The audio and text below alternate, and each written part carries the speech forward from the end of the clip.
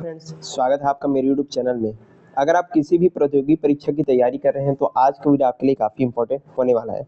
आज के इस वीडियो में जो है हिंदी व्याकरण के इंपॉर्टेंट एमसीक्यू जो है देखने वाले हैं। तो चलिए बिना किसी देरी के आज का हमारा जो वीडियो है शुरू करते हैं। चैनल पर नए हैं तो जरूर आपको इसको सब्सक्राइब करना है, ज़्यादा से ज़्यादा शेयर करना है। पहला क्वेश्चन देखिए, दिन रात मेहनत करना में कौन सा समास है? ऑप्शन देख सकते हैं, द्वंद्व समास, बहुब्रीहि समास, अव्ययी भाव समास या फिर तत्पुरुष समास। तो चलिए बताइए इसका आंसर क्या हो सकता है? दिन रात मेहनत करना। तो इसका सही आंसर हो जाएगा ऑप्शन नंबर ए यानी कि द्वंद्व समास हो जाएगा। दिन और रात यहाँ पर द्वंद्व समास हो जाएगा। जहाँ दोनों पद जो है समान रूप से जो है प्रधान होते हैं उसे हम क्या बोलते हैं? द्वंद्व समास इसको कहते हैं।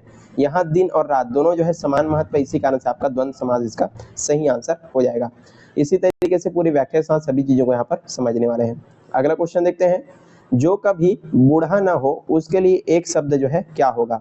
ऑप्शन देखिए, अमर, अजर, अटल या फिर अजय। जो कभी बूढ़ा ना हो उसके लिए एक शब्द। चलिए बताइए इसका सही आंसर क्या हो जाएगा? तो इसका सही आंसर हो जाएगा ऑप्शन नंबर बी यानी कि अजर जो है इसका सही आंसर हो जाएगा। जो व्यक्ति वृद्ध न हो यानी बूढ़ा ना हो उसे क्या बोलते हैं? अजर कहते हैं। आगे बढ़ते हैं अगले क्वेश्चन की ओर। अगला क्वेश्चन है, दूध का जला छाछ भी फूंक फूंक कर पीता है। लोकोक्ति का अर्थ जो है क्या है? ये जो लोकोक्ति है आपने सुना होगा कि दूध का जला छाछ भी फूंक फूंक कर पीता है, इसका अर्थ क्या होता है? जल्दी काम करना, अनुभव के कारण सावधान रहना, डर जाना या फिर आलसी होना। तो चलिए बताइए, काफी जो है इजी क्वेश्चन है, इसका सही आंसर क्या हो जाएगा? तो बिल्कुल आपने सही जवाब दिया, इसका सही आंसर हो जाएगा अनुभव के कारण सावधान रहना, इसका सही आंसर हो जाएगा। एक बार नुकसान उठाने वाला व्यक्ति जो है भविष्य में जो है अधिक सावधानी बरतता है। चलिए अगला क्वेश्चन यहाँ पर देखते हैं। अगला क्वेश्चन है, कलम शब्द का लिंग क्या है पूछा जा रहा है? पुल्लिंग, स्त्रीलिंग, उभयलिंग या फिर इनमें से कोई नहीं। कलम शब्द का लिंग। तो चलिए बताइए इसका आंसर क्या हो सकता है? तो इसका राइट आंसर हो जाएगा ऑप्शन नंबर बी यानी कि जो है स्त्रीलिंग हो जाएगा। कई लोग सीधा इसमें पुल्लिंग लगा सकते हैं लेकिन ये आपका गलत आंसर हो जाएगा। ये जो है आपका स्त्रीलिंग शब्द है। हिंदी व्याकरण में जो है कलम जो है स्त्रीलिंग शब्द माना जाता है, बिल्कुल आपको ध्यान में रखना है। चलिए आगे बढ़ते हैं। अगला क्वेश्चन यहाँ पर देखते हैं, विद्यार्थी विद्यालय जाता है, वाक्य में विद्यालय कौन सा कारक है आपको पूछा जा रहा है? करण, अधिकरण, कर्म या फिर संबंध कारक। चलिए बताइए इसका आंसर क्या हो जाता है? विद्यार्थी विद्यालय जाता है। तो इसका राइट आंसर हो जाएगा ऑप्शन नंबर बी यानी कि जो है आपका अधिकरण कारक है। जहाँ क्रिया घटित होती है उसे अधिकरण कारक कहते हैं। यहाँ जाना कहाँ पर हो रहा है? विद्यालय में हो रहा है। और अधिकरण का विभक्ति होता है में और पर, विद्यालय में जा रहे हैं ना, इसी कारण से इसका राइट आंसर क्या हो जाएगा? अधिकरण जो है इसका सही आंसर हो जाएगा। चलिए आगे बढ़ते हैं, अगला क्वेश्चन देखते हैं। अगला क्वेश्चन है, सूरदास किस संधि का उदाहरण है? स्वर संधि, व्यंजन संधि, विसर्ग संधि या फिर यन संधि। चलिए बताइए सूरदास कौन सी संधि का उदाहरण है? राइट आंसर इसका क्या हो सकता है? चलिए इसका सही आंसर हो जाएगा ऑप्शन नंबर ए यानी कि जो आपके स्वर संधि का उदाहरण है। सूर धन दास मिलकर के सूरदास बना है। स्वर संधि के मेल से यहाँ पर स्वर संधि यहाँ पर होती है, इसके स्वर संधि इसका राइट आंसर हो जाएगा। आगे बढ़ते हैं, अगला क्वेश्चन है आप देखते हैं, मन लगा करके पढ़ना मुहावरे का अर्थ जो है क्या है? काफी इजी है, डरना, ध्यानपूर्वक पढ़ना, खेलना या फिर सोचना। तो इसका राइट आंसर हो जाएगा ऑप्शन नंबर बी यानी कि ध्यानपूर्वक पढ़ना। और आपको भी हमारा जो वीडियो है ध्यानपूर्वक देखना चाहिए। किसी कार्य को पूरी रुचि और ध्यान से हमको जो है करना चाहिए, इसी को मन लगा करके पढ़ना मुहावरे का अर्थ होता है। अगला क्वेश्चन यहाँ पर देखते हैं। अगला क्वेश्चन है, चंद्रमा का पर्यायवाची शब्द जो है कौन सा है? शशि, इंदु, निशाकर या फिर उपरोक्त सभी। चलिए बताइए इसका राइट आंसर क्या हो सकता है? ए, बी, सी या डी। तो इसका राइट आंसर हो जाएगा ऑप्शन नंबर डी यानी कि उपरोक्त सभी जो है इसका राइट आंसर हो जाएगा। क्योंकि शशि, इंदु और निशाकर तीनों के तीनों जो है चंद्रमा के पर्यायवाची हैं, आपको याद रखना है। अगला क्वेश्चन यहाँ पर देखते हैं, जिसे सब कुछ ज्ञात हो उसके लिए एक शब्द क्या होगा? सर्वज्ञ, विद्वान, ज्ञानी या फिर चतुर। कौन सा वर्ड जो है इसके लिए यूज किया जाता है जिसको जो है सब कुछ ज्ञात होता है? तो इसका राइट आंसर हो जाएगा ऑप्शन नंबर ए यानी कि सर्वज्ञ यूज वर्ड जो है यूज यहाँ पर किया जाता है। जिसे जो है सभी बातों का ज्ञान हो उसे हम सर्वज्ञ कहते हैं। अगला क्वेश्चन यहाँ पर देखते हैं, राम ने रावण को मारा, इसमें रावण कौन सा कारक है? कर्ता कारक, कर्म कारक, करण कारक या फिर अधिकरण कारक। चलिए बताइए इसका आंसर क्या हो सकता है?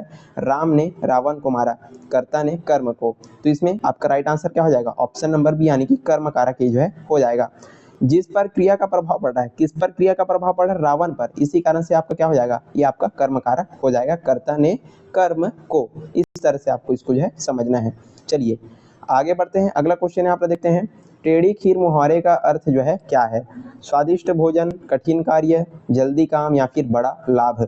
तो टेढ़ी खीर मुहावरे का अर्थ होता है आपका ऑप्शन नंबर बी यानी कि कठिन काम, जो कार्य करना बहुत कठिन हो उसे हम क्या बोलते हैं, टेढ़ी खीर जो है इसको कहा जाता है। अगला क्वेश्चन यहाँ पर देखते हैं, अंधकार का विलोम शब्द क्या है, यानी कि उल्टा शब्द पूछा जा रहा है अंधकार का, रात्रि, छाया, प्रकाश या फिर सूर्य। तो चलिए बताइए इसका राइट आंसर क्या हो जाएगा, तो इसका राइट आंसर हो जाएगा ऑप्शन नंबर सी यानी कि प्रकाश जो है इसका राइट आंसर हो जाएगा। अंधकार का विपरीत जो है प्रकाश होता है। और आपको यहाँ पर बताना है सूर्य का विलोम शब्द क्या होता है, इसका आंसर जरूर आपको कमेंट बॉक्स में बताना है, सूर्य का विलोम शब्द, याद से इसको जो है कमेंट में जवाब दीजिएगा।